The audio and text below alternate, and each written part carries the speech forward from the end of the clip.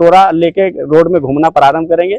इस तरह से ऐसी स्थिति आ गई है, पूरे झारखंड में हाहाकार मचा हुआ है। ना नियोजन नीति, ना स्थानीय नीति, कुछ नीति लागू नहीं हुआ है। आज तक नियोजन नीति लागू नहीं हो पाया, जबकि सरकार अंतिम पड़ाव पे है। आज तक यहाँ तक डोमिसाइल निर्धारित नहीं कर पाया कि झारखंडी कौन है। सरकार बोलती थी कि हम अपने चुनाव समय में कि हम यहाँ पे स्थानीय नीति लागू करेंगे और यहाँ के लोगों को नौकरी देंगे। 5 साल का कार्यकाल बिल्कुल जीरो ग्राउंड पे है, कुछ काम नहीं हुआ है और लोगों के साथ छला हुआ है। भ्रष्टाचार पूरा आंधी तूफान की तरह यहाँ फैला हुआ है। 5 सालों में सिर्फ हमको लगता है कि सिर्फ यहाँ के लोगों को ठगने का काम हुआ है। हम लोग आदिवासी लोग बेवकूफ बना हुआ है और उसका फायदा वो राजनीतिक लूटने का काम हुआ है। वो आदिवासी जरूर है, लेकिन हमको लगता है दोहरी चरित्र का आदिवासी है वो। विकास की पथ पर आगे बढ़ता झारखंड अपने 23 वर्षों का कार्यकाल पूरा कर चुका है। अब झारखंड 24वें वर्ष में कदम रख रहा है। ऐसे में झारखंड राज्य में झारखंड के लोगों ने क्या कुछ खोया, क्या कुछ पाया, इन तमाम मुद्दों पर आज चर्चा की जाएगी। नमस्कार, जनसभा में आपका स्वागत है। मैं हूं मोइजुद्दीन और इस समय रांची के रातू स्थित सिमलिया पंचायत पहुंचे हैं, जहां पर यहां के पूर्व मुखिया हमारे साथ मौजूद हैं और इनका नाम है मुकेश भगत। मुकेश भगत अपने आप में एक ऐसी शख्सियत है जो कि यहाँ के लोगों के लिए रामबाण सिद्ध होते हैं और वर्तमान में अभी भाजपा एसटी मोर्चा के प्रदेश संयोजक भी हैं। सबसे पहले मुकेश जी, बहुत बहुत स्वागत है आपका। नमस्कार, जोहार। मुकेश जी, आप यहाँ के पूर्व मुखिया भी रहे हैं, नजदीक से सब कुछ जानते हैं, लोगों से परिचित है, लोग काफी आपसे प्यार करते हैं। हमारा झारखंड राज्य करीब 23 वर्षों का कार्यकाल पूरा कर चुका है, समय पूरा कर चुका है। अब 24वां साल है। इन 23 वर्षों में झारखंड राज्य ने क्या कुछ खोया, क्या कुछ पाया, इस पर तो बात होगी। आपने नजदीक से भी झारखंड को देखा है, आप कैसे देखते हैं झारखंड को? देखिए, झारखंड प्रदेश जब अलग हुआ उस समय हम लोग छोटे छोटे थे जी, और आज झारखंड का 23 साल कंप्लीट हो चुका है, 24वां साल पे है। तो एक युवा भी एक बच्चा जब पैदा होती है तो 24 साल में काफी मैच्योर हो जाता है जी। लेकिन झारखंड का स्थिति, जो हमारे आंदोलनकारी थे, झारखंड अलग राज्य के जो मांग करते आए थे, उन लोग का सपना जो था वो आज पूरा नहीं हो पाया है। और कहीं ना कहीं आज झारखंड अलग होने के बाद भी 24 वर्ष में एक ऐसा तैयार होना चाहिए था, वो रोड मैप तैयार होना चाहिए था, झारखंड को जिस स्थान पे पहुंचना चाहिए तो वो नहीं पहुंच पाए हैं। इसकी कई सारी कारण है। सबसे पहले ये है कि झारखंड मात्र 23-24 साल के होने का है और यहाँ 6-7 वर्ष राष्ट्रपति शासन लगा है। यहाँ पूर्ण रूप से सरकार भी नहीं चल पाई है, जितना बार भी बना है। कई बार हमारे जेएमएम के गुरुजी 2 बार मुख्यमंत्री रहे हैं, 3 बार मुख्यमंत्री रहे हैं और पहला जो मुख्यमंत्री हमारे बाबूलाल मरांडी जी थे। तो हमको लगता है कि हमको याद है और पढ़ते भी हैं, सीखते हैं कि बाबूलाल मरांडी जब यहाँ का पहला मुख्यमंत्री बने थे तो उन्होंने सबसे पहले यहाँ के जो मूल निवासी है, जो झारखंड के मूल है, आदिवासी मूलवासी, सिर्फ आदिवासी के लिए नहीं, वो यहाँ के आदिवासी मूलवासियों के लिए सबसे पहले डोमिसाइल लाने का प्रयास किया था और लाया भी था, लागू भी कर दिया था, मंत्रिपरिषद से कैबिनेट से पारित भी हो गया था। लेकिन यहाँ कई तरह का आंदोलन हुआ। हाँ, यहाँ पे जो झारखंड में बाद में जो यहाँ रहने आए, निवास करने आए, वो लोग भी आंदोलन किए और हमारे बीच यहाँ कई सामाजिक धार्मिक नेता लोग हैं, वो लोग भी आंदोलन किया और हाई कोर्ट में ये मामला चल गया। उसके बाद वो डोमिसाइल नहीं हो पाई, ताकि यहाँ का लोकल आदमी को उतना हक अधिकार नहीं दे पाया। उसके बाद भी कई मुख्यमंत्री बने, कई बार राष्ट्रपति शासन लागू हुआ और आज अभी तक किसी को यहाँ का हक अधिकार उतना नहीं दे पाया है। अभी भाजपा का भी कई बार सरकार रही है, जेएमएम से भी गठबंधन रही, कुछ साल हमारे अर्जुन मुंडा जी रहे, कुछ साल हेमंत जी रहे, शिबू सोरेन जी रहे। यहाँ जी झारखंड राज्य तो 23 वर्ष हो गए, कई सरकारें आई, कई सरकारें गई, सभी ने अपने अपने कार्यकाल को पूरा किया। कई लोगों ने बीच में भी सफर को रास्ते में, झारखंड हमेशा से आंदोलनकारियों का प्रदेश रहा है। कई लोगों ने झारखंड अलग राज्य का सपना भी देखा था, आंदोलन भी किया। ऐसे में फिलहाल आदिवासी बहुल राज्य में आदिवासियों की जो स्थिति है उसे आप किस नजर से देखते हैं?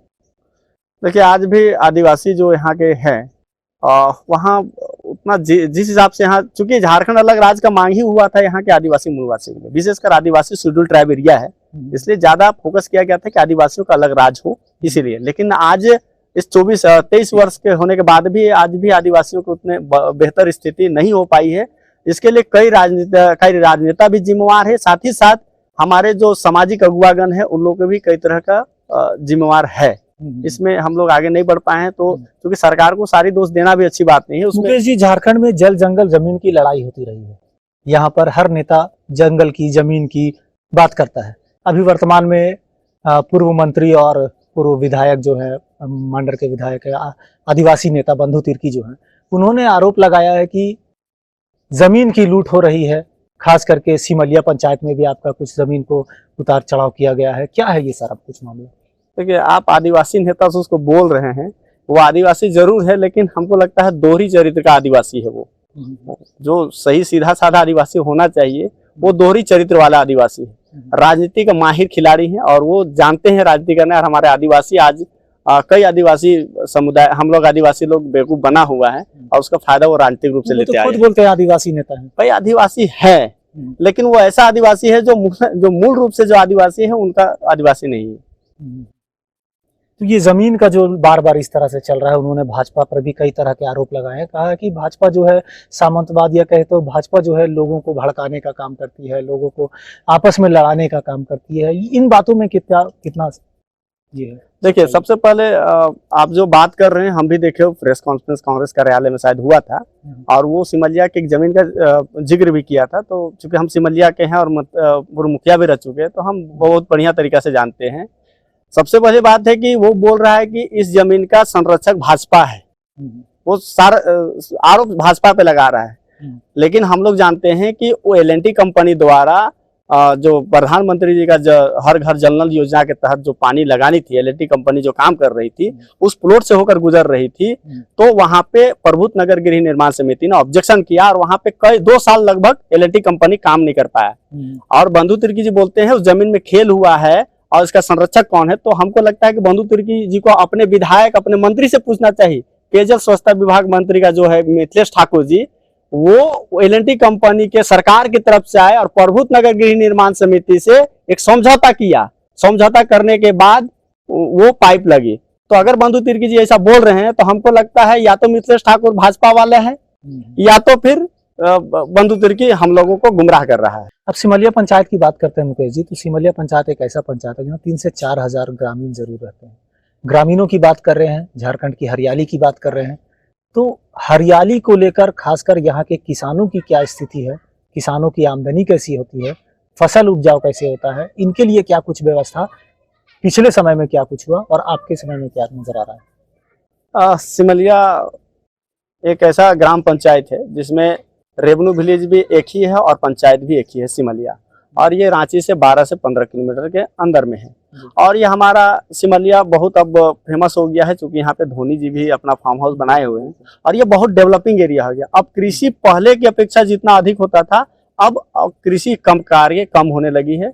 और जैसे कई सरकारी योजना था, जैसे मनरेगा का बहुत सारे काम हुई है और आज भी हो रही है।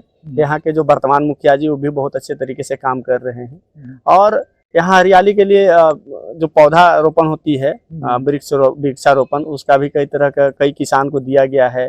और यहाँ अधिकतर मूल रूप से धान की और गेहूं की खेती होती है।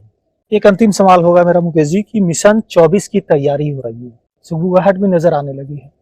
क्या लगता है मिशन 24 में जो रणनीति, जो उतार चढ़ाव देखने को मिल रहा है, ये झारखंड के लोगों के लिए सही है? देखिए, 2024 आने वाली है और हम लोग सबको पता है कि लोकसभा और विधानसभा झारखंड के साथ में लगभग आगे पीछे होने वाली है।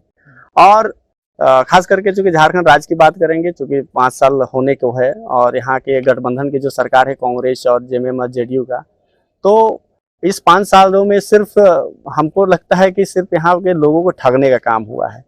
आज तक सरकार जिस घोषणा पत्र के साथ, जिस विश्वास के साथ चुनाव लड़ा यहाँ का गठबंधन का सरकार, और यहाँ के लोगों ने जो विश्वास करके उनको बहुमत दिए कि यहाँ के लोगों को यहाँ के 3rd 4th पे जो नौकरी मिलेगी, यहाँ का स्थानीयता परिभाषित होगा, नियोजन नीति लागू होगा, और यहाँ के जो माइंस है, बालू है, पत्थर है, उस सब का सही तरीके से सदुपयोग हो। लेकिन सिर्फ लूटने का काम हुआ है। और यहाँ के लोगों का आज तक बताइए कि आज तक नियोजन नीति लागू नहीं हो पाया, जबकि सरकार अंतिम पड़ाव पे है। आज तक यहाँ तक डोमिसाइल निर्धारित नहीं कर पाया कि झारखंडी कौन है, जबकि ये सरकार बोलती थी कि हम अपने चुनाव समय में कि हम यहाँ पे स्थानीय नीति लागू करेंगे और यहाँ के लोगों को नौकरी देंगे, यहाँ के जो बड़ा बड़ा कॉन्ट्रैक्टर ठेकेदारी होगा उसमें यहाँ के झारखंड वासियों को 75% ठेका देंगे, यहाँ के लोगों को नौकरी देंगे, और नौकरी नहीं दे पाएंगे तो वहां के मजदूरी भत्ता देंगे। साथ में प्रधानमंत्री आवास योजना में बोला गया था कि उसकी राशि कम आती है तो मुख्यमंत्री अपने तरफ से भी 1 लाख रुपया देंगे ताकि लोगों को 2.5 लाख रुपया ग्रामीण क्षेत्र में मिले और काम हो। लेकिन एक भी ऐसा काम देखने को नहीं मिला है, और सिर्फ अपने आप को ये बतलाने का प्रयास करता है कि हम आदिवासी मूलवासियों का नेता है। और झारखंड एक लाइन में झारखंड सरकार यानी गठबंधन सरकार के कार्यकाल जो अभी तक है, एक लाइन में बताइए कि क्या लगता है कि ये मुख्यमंत्री हेमंत सोरेन की सरकार में इनका कार्यकाल सफल रहा या लोगों के साथ सिर्फ छला हुआ? इसका 5 साल का कार्यकाल बिल्कुल जीरो ग्राउंड पे है, कुछ काम नहीं हुआ है और लोगों के साथ छला हुआ है। भ्रष्टाचार पूरा आंधी तूफान की तरह यहाँ फैला हुआ है। हम लोग देख सकते हैं कि बड़ा बड़ा पदाधिकारी, आज बोला जाता है कि ईडी सबके पीछे लग रहा है। अगर ईडी लगाया जाता है तो ईडी के जहाँ छापामारी होता है हम मिलता क्यों है? अगर आप साफ सुथरा है तो कोई भी आ जाए, सीबीआई जांच हो, सीआईडी ईडी जांच हो, तो अगर आप साफ सुथरा है तो नहीं मिलना चाहिए। लेकिन जिसके यहाँ छापा मिलता है तो फिर अवैध संपत्ति मिलती क्यों है? झारखंड में स्थानीय नियोजन नीति अब तक परिभाषित नहीं हो पाई, क्या कुछ कारण रहा, कैसे क्या कुछ रहा? सबसे पहले तो वर्तमान जो गठबंधन की सरकार है, इन्होंने पूरे जोर के साथ, मतलब चुनाव के समय इतना जोर से ये शब्द बोला है कि यहाँ के युवाओं को, खास करके युवाओं को नौकरी देने का काम करेंगे, और नियोजन नीति तय करने के बाद कोई भी नौकरी देता है एक नियोजन नीति के तहत ही देता है। और झारखंड में आज तक 5 साल गुजरने हुए हैं, नियोजन नीति नहीं है, जिससे कई सारे युवा जो आज है उम्र में क्रॉस कर जा रहे हैं। लोग 4 साल 5 साल तैयारी कर रहे हैं और जॉब नहीं निकल पा रही है। तो सोचिए उन लोग, कई लोग ऐसा है जो मतलब मजबूर है अब अपने आप को पढ़ाई लिखाई से दूर करने के लिए, अब वो धंधा पानी करना शुरू करना चाह रहे हैं। पढ़ाई नौकरी का जो एक आशा था, कि सपना था, उसका परिवार का एक सोच थी मेरा बेटा नौकरी करेगा। बताइए 3-4 साल तैयारी करने के बाद भी अगर वैकेंसी नहीं निकल रही है तो कहीं ना कहीं ये सरकार का फेलियर है। और लोग अब लगता है कि अब युवा पढ़ाई लिखाई छोड़ के लोग कटोरा लेके रोड में घूमना प्रारंभ करेंगे। इस तरह से ऐसी स्थिति आ गई है, पूरे झारखंड में हाहाकार मचा हुआ है। ना नियोजन नीति, ना स्थानीय नीति, कुछ नीति लागू नहीं हुआ है। सिर्फ अपने आप को ये बताने का प्रयास करता है कि हम यहाँ के झारखंडी नेता है, झारखंडी बेटा है, मेरे ऊपर आरोप लगता है। लेकिन आप काम कीजिएगा तो आपका आरोप नहीं लगेगा। और 2024 का चुनाव में मुझे लगता है कि जितना खास करके शिक्षित और जो लोग जॉब के लिए तैयारी कर रहे हैं, ऐसे युवा किसी पार्टी का नहीं है, लेकिन इस सरकार के खिलाफ चुनाव में वोट करेंगे और प्रचार करेंगे। बहरहाल ये हमारे साथ थे सिमरिया पंचायत के पूर्व मुखिया मुकेश भगत जी, जिन्होंने अपनी ओर से तमाम चीजों को गंभीरता से हमारे समक्ष रख दिया। अब 23 वर्षों के झारखंड में इनका यह भी कहना है कि हेमंत सोरेन की सरकार यानी गठबंधन की सरकार में जो योजनाएं धरातल पर उतरनी चाहिए थी वो नहीं उतरी।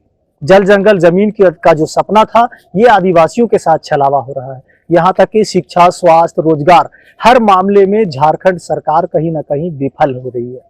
ऐसे में इन तमाम चीजें, ये जो तमाम सवाल है, झारखंडी लोगों को कौंध रही है कि आखिर इसका जिम्मेवार कौन है। जवाब कौन देगा? मंत्री देगा, विधायक देगा, या खुद राज्य के मुखिया मुख्यमंत्री हेमंत सोरेन देंगे?